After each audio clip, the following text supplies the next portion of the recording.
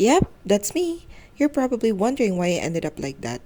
Opo, bakit nga ba? So ayan, hello mga blessed people and welcome to my first ever A Day in My Life vlog. Uy, naku, vlogger na tayo. So ayun nga, kung napansin nyo, payuko-yuko ako dyan kasi may nararamdaman talaga ako. Meron po akong dysmenorrhea. By the way, what's dysmenorrhea ba? Ang dysmenorrhea po ay ang pagkirot o pananakit ng puson kapag meron kang dalaw o menstruation. So, ganun yung nangyayari sa akin ngayon ng time na yan. So, ang ginagawa ko lang talaga is nagne-Netflix, ayan, gamit yung projector ko, kumakain. Pero naglalaba din ako. So, meron din namang pakinap-kinabang yung mga day off na to, no? Usually talaga, guys, kapag day off ko, naglilinis talaga ako ng aking apartment. Pero this time, talagang sobrang sakit ng aking puson. Kaya ito lang ginagawa ko, nag-chill, nanonood, kumakain, no? Literal na batugan effect. Pero actually, hindi naman lagi ganyan. Pag meron lang akong dalaw.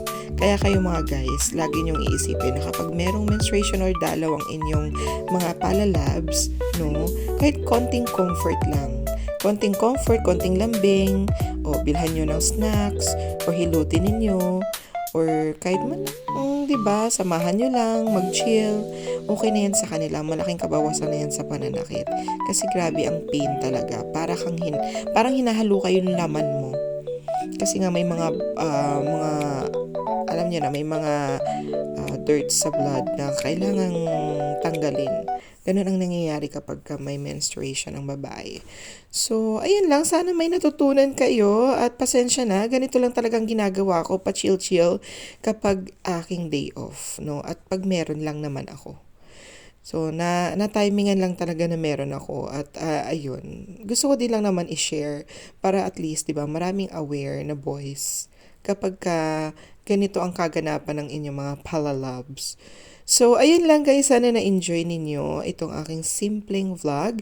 And thank you for watching. Hanggang sa susunod.